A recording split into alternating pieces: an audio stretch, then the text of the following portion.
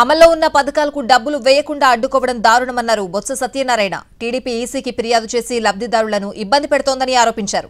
రైతులకు input subsidy, Vidya Deevena, చేయూత ఇవ్వకుండా TDP అడ్డు తగులుతోందని అన్నారు బొత్స.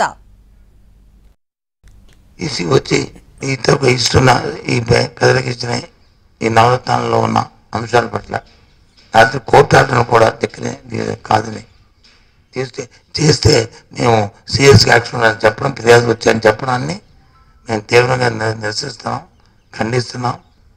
ఈ విధంగా అదే ఇవాళ కూటమికి వచ్చి లొంగిపోవడం అనేది కరెక్ట్ కాదు.